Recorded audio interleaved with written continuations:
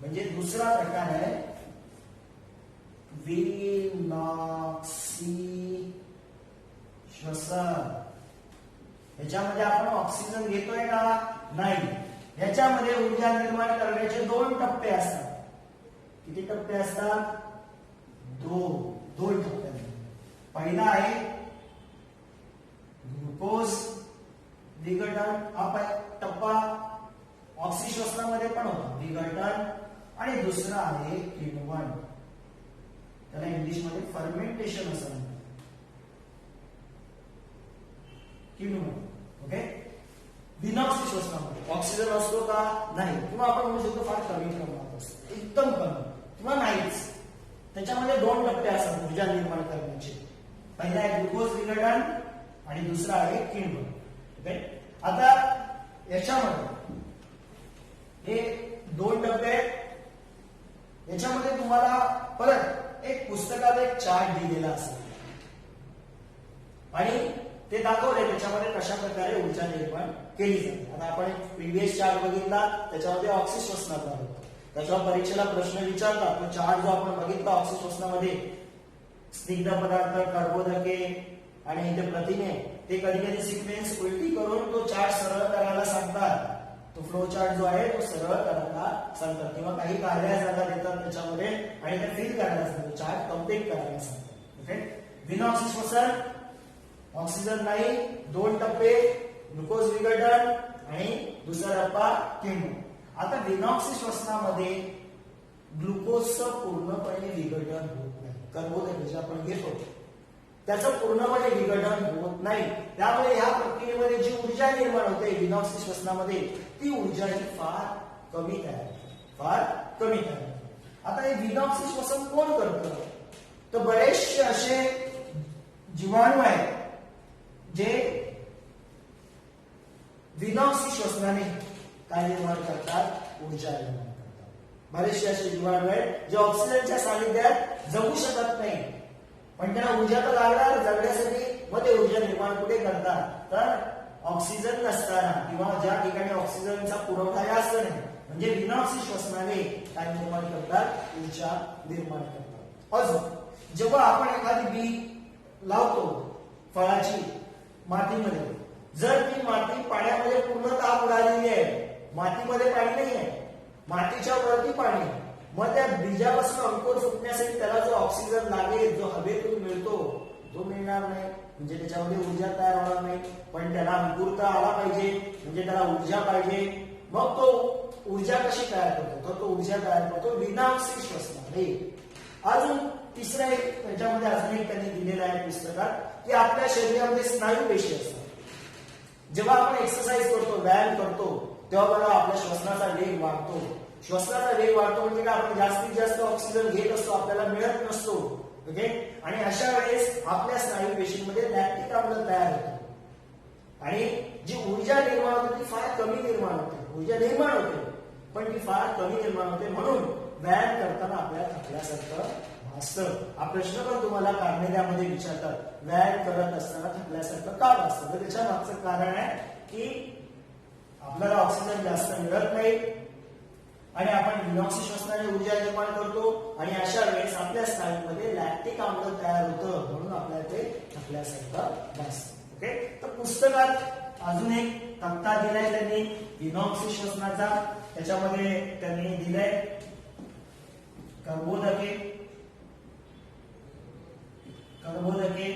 त्याचं ग्लुकोज विघटन झालंय, ग्लुकोज विघटन आणि त्याच्यापासून तयार झालंय पायरुविक आम्ल. इथे पण मी लिहितो पायरुविक आम्ल, इथे पण मी लिहितो पायरुविक आम्ल, सगळीकडे पायरुविक आम्ल. म्हणजे ग्लुकोजचं पायरुविक आम्लामध्ये रूपांतर झालं. आता हे 3 वेगवेगळ्या ठिकाणी या पायरुविक आम्लाचं कसं रूपांतर होतं? तर पहिला आहे दुसरा टप्पा जो आहे विनॉक्सी श्वसनाने ऊर्जा निर्मितीचा. पहिला काय? ग्लुकोज विघटन. दुसरा टप्पा काय? दुसरा टप्पा आहे किण्वन. याचं पण पुढे किण्वन होतं, याचं पण पुढे हे पहिला टप्पा ग्लुकोज विघटन, त्याच्यामध्ये पायरुव्हिक आम्ल तयार झालं, दुसरा टप्पा काय होतो किण्वन. आता याच्यामध्ये निर्माण होतं अल्कोहोल, ह्या पायरुव्हिक ऍसिडचं निर्माण होतं अल्कोहोल. ओके, आता हे कोण ही जी प्रक्रिया आहे ती कोणामध्ये घडून येते, तर जी काही किण्व असतात ईस्ट,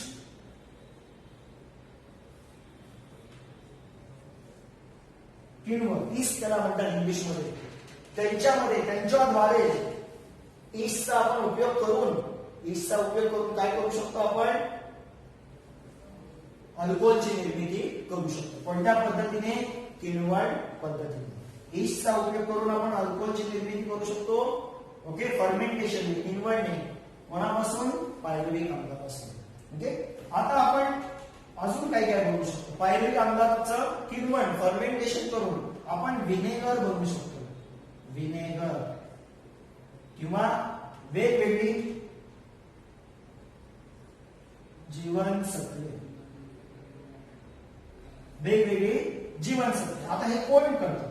ओके, पायरुव्हिक आम्लाचं किण्वन करून व्हिनेगर, ओके, किंवा वेगवेगळी जीवनसत्वे जी बनली जातात ते कोण करून आणतं, तर वेगवेगळे सूक्ष्मजीव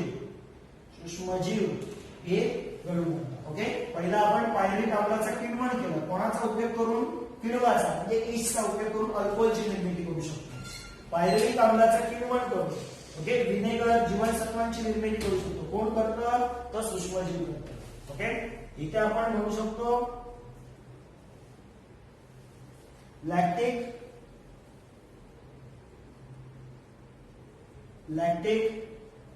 आम्लाची निर्मिती. हे कुठे होतं, तर आपल्या शरीरामध्ये रेड ब्लड सेल्स म्हणजे आरबीसी म्हणजे लाल पेशी असतात, लाल रक्त पेशी, त्याच्याच बरोबर मांस पेशी जे असतात म्हणजे त्याला म्हणतात स्नायू पेशी, यांच्यामध्ये किण्वन प्रक्रियेने पायरुव्हिक आम्लाचं लॅक्टिक आम्लामध्ये रूपांतर केलं जातं. हा तक्ता तुम्हाला परीक्षेला विचारतात, पूर्ण ड्रॉ करायला विचारत नाही. कधी याची सिक्वेन्स चेंज करतात, उलट सुलट करतात, सरळ करायला सांगतात, किंवा काही ठिकाणी अशा गाळलेल्या जागा ठेवलेल्या असतात तिथे तुम्हाला लिहायचं असतं. लक्षात ठेवा, सुरुवात आपण कर्बोदकांपासून केलंय. पहिला टप्पा हा ग्लुकोज विघटन असतो फिनॉक्सी श्वसनामध्ये, त्याचं सगळ्यांचं पायरुव्हिक आम्ल तयार झालंय. पुढचा टप्पा हा किण्वनचा असतो. बघा सगळ्यांमध्ये सेम. आता वेगवेगळ्या ठिकाणी काय काय तयार होतं ते तुम्हाला लक्षात ठेवावं लागणार. किण्व जे असतात, ईस्ट जे असतात, ते पायरुव्हिक आम्लाचं किण्वन करून अल्कोहोल करतात. सूक्ष्मजीव काय काय करतात, व्हिनेगर करतात, आणि आपल्या लाल पेशी, लाल रक्तपेशी किंवा मांसपेशीमध्ये काय तयार होतं, लॅक्टिक आम्ल तयार होतं. असं हे व्हिनॉक्सी श्वसनाद्वारे ऊर्जा निर्मिती. आता ह्या प्रक्रियेमध्ये इथे पण ऊर्जा निर्माण होते, एटीपी, इथे पण ऊर्जा निर्माण होते आपल्या मांसपेशीमध्ये एटीपी, पण ही ऊर्जा फार कमी प्रमाणात निर्माण होते, जास्त प्रमाणात निर्माण होते. ऊर्जेची निर्मिती फार कमी प्रमाणात होते, कारण या ग्लुकोजचं जे आहे ते विघटन पूर्ण होत. अशा प्रकारे आपला व्हिनॉक्सी श्वसन आणि ऑक्सी श्वसन हा याच्यामध्ये कम्प्लीट झाला. सजीवातील जीवन प्रक्रिया भाग 1 मध्ये आपण बघितलं ऊर्जा निर्मिती ऑक्सिजनद्वारे म्हणजे ऑक्सी श्वसन आणि व्हिनॉक्सी श्वसन, या दोन आपण बघितलं.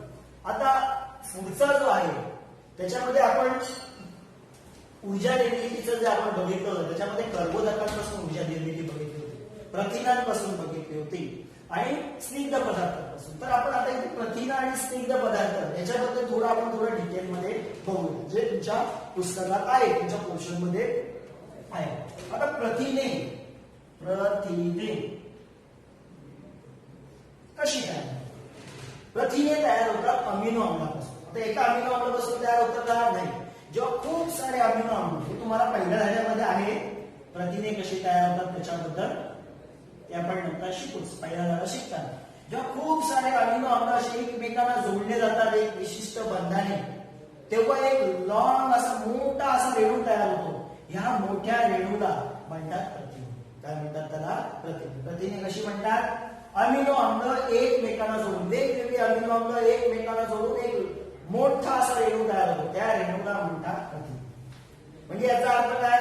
अमिनो आम्लापासून प्रथिने तयार झाले. अमिनो आम्ल ह्याच्यापासून प्रथिने तयार झाली, ह्याच्यापासून प्रथिने तयार झाली.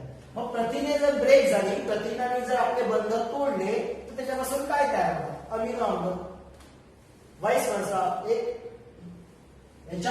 हे कशापासून तयार झालं? ह्याच्यापासून, अमिनो आम्लापासून. खूप सारे अमिनो आम्ल एकत्र आले. हा काय झाला? प्रथिन. आता हे प्रथिन जर इथे ब्रेक झालं असं आपण म्हटलं, असं इथे ब्रेक झालं तर हे आपल्याला एक एक काय मिळणार? तर हे एक एक मिळणार अमिनो आम्ल मिळणार आपल्याला. म्हणजे प्रथिन ब्रेक झालं की अमिनो आम्ल. आपण पाहिलं होतं प्रथिन ब्रेक झालं होतं, अमिनो आम्ल मिळालं होतं, ट्राय कार्बोक्सिलिक ऍसिड अँड कोएन्झाइम मिळालं होतं, नंतर क्रेब्स सायकल आणि ऊर्जा तयार झाली. ओके, आता प्रथिन डेफिनेशन कळलेली आहे की खूप सारे अमिनो आम्ल ओके एकत्र येऊन एक मोठा असा महारेणू तयार होतो, त्याला म्हणतात प्रथिन. आता प्राणीजन्य पदार्थ जे आहेत, प्राणीज पदार्थ ओके, प्राण्यांपासून जे प्रथिने मिळतं आपल्याला त्याला म्हणतात फर्स्ट क्लास प्रोटीन. काय म्हणतात त्याला? प्राण्यांपासून जे प्रथिन मिळतं त्याला म्हणतात फर्स्ट क्लास प्रथिन. ओके, हे गाड्या जागला विचारतात तुम्हाला. ओके, प्राण्यांपासून कोणत्या प्रकारचं प्रथिन मिळतं त्याला म्हणतात फर्स्ट क्लास. आता कर्बोदके जी आहे त्याच्यापासून आपण पाहिलं होतं की आपल्याला ऊर्जा मिळते कर्बोदकांपासून. ती किती मिळते? कर्बोदकांपासून ऊर्जा मिळते ती 4 किलो कॅलरी पर ग्रॅम. म्हणजे एका ग्रॅम कर्बोदकांपासून 4 किलो कॅलरी एवढी ऊर्जा मिळते. प्रथिनांपासून किती मिळते? इथे पण तेच आहे, एका ग्रॅम प्रथिनापासून 4 किलो कॅलरी ऊर्जा मिळते. जेवढी कर्बोदकांपासून मिळते तेवढीच ऊर्जा ह्या एका ग्रॅम प्रथिनांपासून आपल्याला मिळते. आता आपल्या शरीरामध्ये वेगवेगळ्या ठिकाणी ह्या अमिनो आम्लापासून कोणती प्रथिने तयार होतात? ओके, पुस्तकात तुम्हाला असा एक चार्ट आहे, असा एक चार्ट आहे पुस्तक.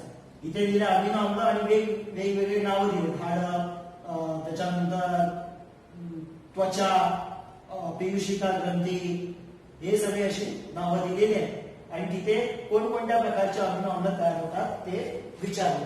ओके, हे परीक्षेला तुम्हाला विचारतं कंप्लीट द चार्ट असे कंप्लीट करायला असतात. तक्ते कंप्लीट करण्यासाठी 3 मार्क्सला किंवा 2 मार्क्सला विचारतात, असं देतात. इथे लिहिणार, इथे असे त्वचा लिहिणार, त्वचा, आणि इथे डॅश करून ठेवतात. कोणते त्याच्यामध्ये प्रोटीन प्रथिने तयार होतात ते तुम्हाला द्यायला असतात. ओके, असं कंप्लीट करायला आहे. परीक्षेला कशा प्रकारचे प्रश्न विचारतात किंवा जोड्या लावायला विचारू शकतात. त्वचेमध्ये कोणतं असतं, पीयूषिका ग्रंथीमध्ये कोणतं असतं, रक्तामध्ये कोणतं प्रथिन असतं, जोड्या लावायला पण विचारू शकतो. ओके, तर आपण इथे बघणार आहोत शरीरातील स्टार आणि अमिनो आम्ल कोणतं प्रथिने तयार करतात. शरीरामध्ये जे आपल्या पेशींमध्ये जे अमिनो आम्ल असतात ती शरीराच्या वेगवेगळ्या भागामध्ये कोणत्या प्रकारची प्रथिने तयार करतात. तर पहिलं आहे त्याच्यामध्ये त्वचा. त्वचेमध्ये 2 प्रकारचे असतात, मेलॅनिन आणि दुसरं आहे कॅरोटीन. मेलॅनिन तुम्हाला माहित आहे, आपल्या ज्या स्किनला जो त्वचेला जो कलर येतो तो मेलॅनिनमुळे येतं. ज्यांच्यामध्ये मेलॅनिन जास्त ते जास्त डार्क असतात, काळे असतात आपण म्हणू शकतो. ज्यांच्यामध्ये मेलॅनिन कमी त्यांचा रंग गोरा असतो असं आपण म्हणू शकतो. कॅरोटीन काय असतं? हे आपले जे केस जे वाढतात किंवा जी नखं जी वाढतात त्यांची जी वाढ असते ती या प्रथिनामुळे होते. ओके, तर त्वचेमध्ये हे 2 प्रकारचे प्रथिन. दुसरं आहे हाडे. शरीरातील जे हाडे त्याच्यामध्ये असतं ऑसिन नावाचं प्रथिन.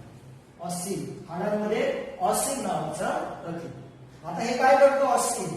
ऑसिन हाडं मजबूत करायला मदत करतं. ऑसिन काय करतं? हाडं मजबूत करायला मदत करतं. तिसरा आहे स्वादुपिंड. स्वादुपिंडामध्ये 2 प्रकारचे, एक आहे इन्सुलिन आणि दुसरा आहे ट्रिप्सिन.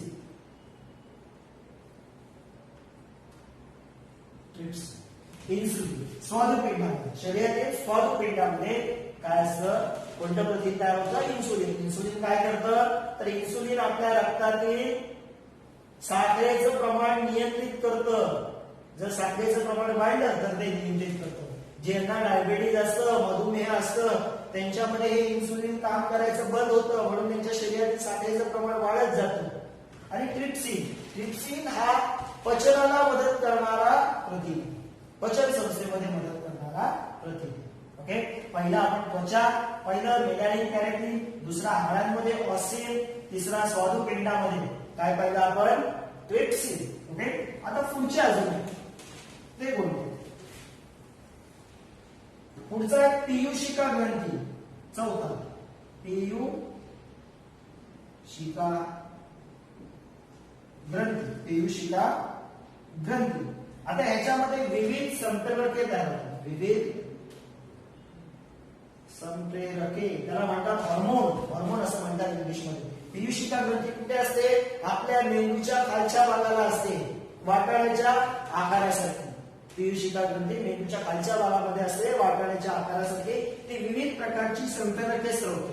विविध प्रकारची संप्रेरके म्हणजे एक प्रकारचं प्रथिनच आहे. पुढचं पाचवं जे आहे ते आहे स्नायू. स्नायूमध्ये दोन प्रकारचं असतं, एक असतं ऍक्टिन आणि दुसरं असतं मायोसिन. ऍक्टिन आणि मायोसिन स्नायूमध्ये कोणत्या प्रकारचं प्रथिन असतं, ऍक्टिन आणि मायोसिन. आता ह्या ऍक्टिन आणि मायोसिन मुळे काय होतं, तर आपले स्नायू जे लवचिक होतात, आकुंचन प्रसरण पावतात, ओके, फ्लेक्झिबिलिटी येतं. ओके, ती कशामुळे येते स्नायूमध्ये, तर या दोन प्रथिनांमुळे. ओके, स्नायू हालचाल करतात, शेप चेंज करतात, आकार चेंज करतात. ओके, फ्लेक्झिबिलिटी येते ती या प्रथिनांमुळे येते. ओके, आणि पुढचं जे आहे रक्त. रक्तामध्ये असतं हिमोग्लोबिन आणि प्रतिपिंडे. रक्तामध्ये हिमोग्लोबिन असतं. हिमोग्लोबिन काय करतं, हिमोग्लोबिन हे असं प्रथिन आहे जे आपल्या शरीरात ऑक्सिजन वाहून नेण्यासाठी मदत करतं. हिमोग्लोबिन जर कमी असेल तर फार प्रॉब्लेम्स येतात. आपल्या शरीरात वेग ठीक प्रकारे ऑक्सिजन वाहून गेला नाही तर ऑक्सिजनचा उपयोग आपण थोड्या वेळापूर्वीच मागच्या पार्टमध्येच पाहिला होता की ऑक्सिश्वसनाने आपण ऊर्जा निर्माण करतो. ही ऊर्जा निर्माण होईल का, ऊर्जा निर्माण होणार नाही. म्हणजे हिमोग्लोबिन हे रक्तातील महत्वाचं प्रथिन आहे जे ऑक्सिजनचं वहन करतं. प्रतिपिंडे म्हणजे काय, प्रतिपिंडे म्हणजे जे आपली प्रतिकारक शक्ती वाढवतात, फायटिंग पॉवर वाढतात, इम्युनिटी सिस्टम वाढवतात. ओके, अशी जे वेगवेगळे विषाणू जीवाणू जर आपल्या शरीरामध्ये जर प्रवेश केला त्यांनी तर त्याच्याशी फाईट करण्याची, त्याच्याशी आपण म्हणू शकतो त्यांना थांबवण्याची, आपल्या शरीराला नुकसान करण्यापासून थांबवण्याची जी प्रतिकार शक्ती जी निर्माण केली जाते ती प्रतिपिंडे तयार करतात. ओके, तर पहिला आपण पाहिलं त्वचा, मेलॅनिन कॅरेटिन. दुसरं आपण पाहिलं हाडे, त्याच्यामध्ये असतं ऑसिन. नंतर पाहिलं स्वादुपिंड, त्याच्यामध्ये विविध स्वादुपिंडामध्ये इन्सुलिन आणि ट्रिप्सिन. पीयूषिका ग्रंथी, त्याच्यामध्ये विविध प्रकारची संप्रेरके. नंतर आपण पाहिलं स्नायू, त्याच्यामध्ये असतं ऍक्टिन आणि मायोसिन. आणि नंतर पाहिलं रक्त, त्याच्यामध्ये असतं हिमोग्लोबिन आणि प्रतिपिंडे. अशा प्रकारे हे प्रथिनांबद्दल आहे. प्रथिन म्हणजे खूप सारे अमिनो ऍसिड एकत्र आले, अमिनो आम्ल एकत्र आले की मोठा रेणू तयार होतो, त्याला प्रथिने म्हणतात. ओके, प्राणी जे प्रथिने असतात त्याला फर्स्ट क्लास प्रथिने म्हणतात. प्रथिनांपासून आपल्याला एवढी ऊर्जा मिळते, 4 किलो कॅलरी पर एका ग्रॅम प्रथिनांपासून. आणि वेगवेगळ्या ठिकाणी ही प्रथिने अमिनो आम्लापासून कशी तयार होतात, कोणती प्रथिने कोणत्या ठिकाणी असतात तिथे आपण आता बघितलं. पुढचा जो आपला टॉपिक आहे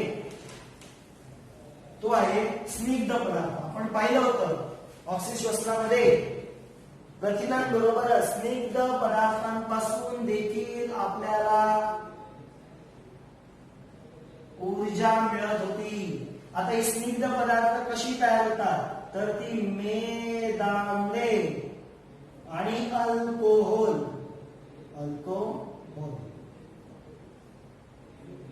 मेदाम्ल आणि अल्कोहोल एका रासायनिक प्रक्रियेतून जेव्हा एकत्र येतात तेव्हा तयार होतात स्निग्ध पदार्थ मेदाम्ल आणि अल्कोहोल एका विशिष्ट हे दोन रेणू मेदाम्ल आणि अल्कोहोलचे रेणू रासायनिक बंधाने जेव्हा एकत्र येतात तेव्हा तयार होतं स्निग्ध पदार्थ. आता हे स्निग्ध पदार्थ जे आहेत ते याच्यापासून तयार होतात. म्हणजे काय, स्निग्ध पदार्थ जर ब्रेक झाले तर तुटले, त्यांचे बंध जर तुटले तर ह्या दोन गोष्टी आपल्याला मिळणार. आता याच्यामध्ये मेदाम्ल दिसतात. ह्या मेदाम्लाचा उपयोग कुठे कुठे होतो? पेशी, आपल्या शरीरात जे पेशी आहे त्याचं प्रद्रव्य पटल म्हणजे पेशीचा आतमधलं जे पटल आहे, आवरण आहे, ते तयार करण्यासाठी फॉस्फोलिपिड नावाचं रेणू लागतं. पेशीचं प्रद्रव्य आपण कशाचा उपयोग बघतोय? मेदाम्लाचे उपयोग बघतोय. कोणाचे उपयोग? मेदाम्लाचे. मेदाम्ल काय तयार करतं? फॉस्फोलिपिड नावाचं एक रेणू तयार करतं. फॉस्फोलिपिड नावाचं रेणू तयार करतं. या फॉस्फोलिपिडचा उपयोग कुठे तयार होतो? तर पेशीचं प्रद्रव्य पटल, पेशीचं आवरण जे असतं आतमधलं ते तयार करण्यासाठी या फॉस्फोलिपिडचा उपयोग होतो. जे फॉस्फोलिपिड कशापासून मिळतं? मेदाम्ल. तसंच मेदाम्लाचा अजून काय उपयोग होतो? विविध संप्रेरके हॉर्मोन्स बनवण्यासाठी. तर कोणकोणती संप्रेरके? तर ती संप्रेरके आहेत प्रोजेस्टेरॉन, इस्ट्रोजेन, अल्डोस्टेरॉन, टेस्टोस्टेरॉन अशी वेगवेगळ्या प्रकारची संप्रेरके बनवण्यासाठी देखील मेदाम्लाचा उपयोग होतो. त्यातलं प्रोजेस्टेरॉन आणि इस्ट्रोजन आहे ते स्त्रियांमध्ये असतं. टेस्टोस्टेरॉन असतं ते पुरुषांमध्ये असतं. आणि अल्डोस्टेरॉन आहे ते आपल्या वृक्कामध्ये म्हणजे किडनीमध्ये ते असतं. ओके, असे मेदाम्लाचे उपयोग आहेत फॉस्फोलिपिड बनवण्यासाठी आणि विविध संप्रेरके तयार करण्यासाठी. आता ह्या स्निग्ध पदार्थापासून आपल्याला किती ऊर्जा मिळते? तर पर ग्रॅम स्निग्ध पदार्थापासून 9 किलो कॅलरी. पर ग्रॅम स्निग्ध पदार्थापासून 9 किलो कॅलरी. 9 किलो कॅलरी एका ग्रॅम स्निग्ध पदार्थापासून 9 किलो कॅलरी एवढी ऊर्जा मिळते. आता आपल्या शरीरातील जास्तीचे जे स्निग्ध पदार्थ आहेत ते कुठे साठवले जातात? तर आपल्या शरीरामध्ये चरबीयुक्त फॅट्स आपण जे म्हणतो, आपल्या शरीरामध्ये जे फॅट्स आहेत त्या चरबीयुक्त संयोजी ऊतीमध्ये ऊती केव्हा तयार होतात? पेशी जेव्हा एकत्र येतात तेव्हा काय तयार होतात? ऊती तयार होतात.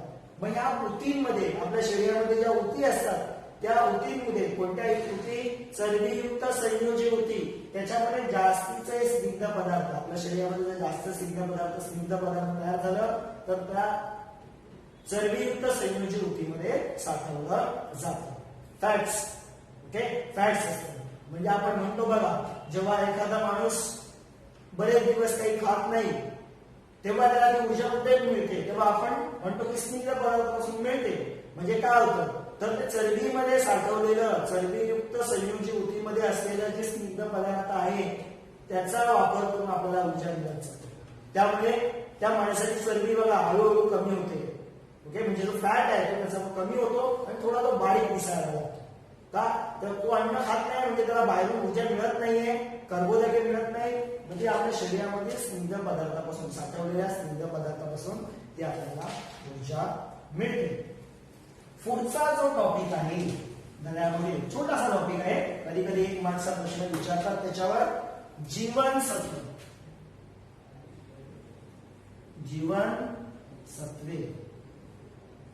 जीवनसत्व कोणत्या प्रकारची जीवनसत्व? ए, बी, सी, डी, ई, के. आता जीवनसत्व म्हणजे काय? वेगवेगळ्या रासायनिक पदार्थांचा गट. जीवनसत्व म्हणजे कसा बनतो? वेगवेगळ्या रासायनिक पदार्थांचा गट एकत्र येऊन काय बनतं? जीवनसत्व बनतं. आता ही जीवनसत्वे कशासाठी असतात? तर शरीरातील विविध कार्य सुरळीतपणे पार पाडण्यासाठी या जीवनसत्वांचा उपयोग होतो. जीवनसत्वे कशी तयार होतात? वेगवेगळे रासायनिक पदार्थ त्यांचा एक गट तयार होतो आणि जीवनसत्व तयार होतात. आणि या जीवनसत्वांचा उपयोग शरीरातील वेगवेगळी कार्य सुरळीतपणे पार पाडण्यासाठी होतो. जीवनसत्वे या प्रकारचे ए, बी, सी, डी, ई, के. त्यातली ADEK याला आपण लक्षात ठेवण्यासाठी ऍडेक असं नाव देऊ शकतो. ऍडेक ADEK ही असतात मेद विद्राव्य किंवा स्निग्ध पदार्थात विद्राव्य. ADEK ही जीवनसत्वे मेदामध्ये विरघळतात, स्निग्ध पदार्थात विरघळतात. तर बी आणि सी हे स्निग्ध पदार्थ पाण्यामध्ये विरघळतात. ओके, सी जीवनसत्व कशामध्ये असतं? जेवढे आंबट फळं आहेत, लिंबू आहे, संत्री आहे, त्याच्यामध्ये सी जीवनसत्व असतं. ओके, मग ADEK मेदामध्ये, बी आणि सी कशामध्ये विरघळतात? पाण्यामध्ये. ओके, याच्या अगोदर आपण एक FADH2 आणि एक NADH2 पाहिलं होतं. FADH2 आणि NADH2 पाहिलं होतं. आता FADH2 म्हणजे काय? तर फ्लॅव्हिन ऍडेनाइन डायन्यूक्लियोटाइड हा बनवण्यासाठी रायबोफ्लेविन नावाच्या विटामिनचा उपयोग होतो. कोणता? रायबोफ्लेविन, याला म्हणतात विटामिन B2. बी विटामिनचा हा एक टाईप आहे. FADH2 हे विकर बनवण्यासाठी रायबोफ्लेविन नावाच्या विटामिनचा उपयोग होतो. तर NADH2 हे विकर बनवण्यासाठी निकोटिनामाइड म्हणजेच विटामिन B5 चा उपयोग होतो. ओके, FADH2 बनवण्यासाठी रायबोफ्लेविन नावाच्या विटामिनचा म्हणजे जीवनसत्वाचा उपयोग होतो. त्याला B2 चा एक टाईप आहे. जीवनसत्व B2 चा हा टाईप आहे. आणि NADH2 हे विकर बनवण्यासाठी निकोटिनामाइड म्हणजेच जीवनसत्व B चा हा एक पुढचा टाईप आहे, त्याचा उपयोग याच्यासाठी होतो. इथे आपला जीवनसत्व हा टॉपिक संपतो.